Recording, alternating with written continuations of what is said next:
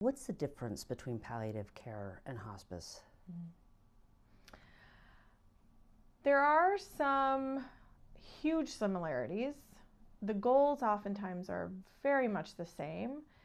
The main difference, if they're done well and correctly, is that it's kind of about timeline.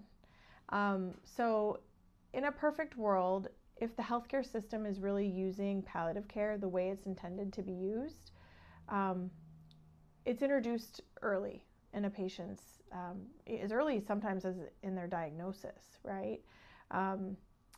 And as disease modifying, so like medications and treatments, as those things start to become less available to a patient, palliative care would be kind of bridging up underneath that and supporting and filling in that gap. And that really truly could go as long as the non-curable disease is in the patient's life, really.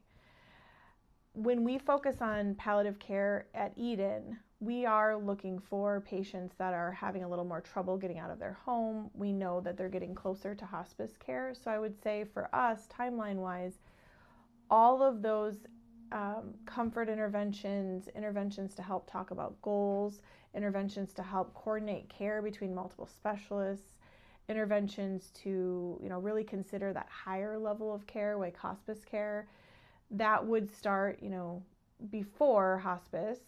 And so the timeline would probably be somewhere between maybe someone who's 1 to 3 years from the end of their life.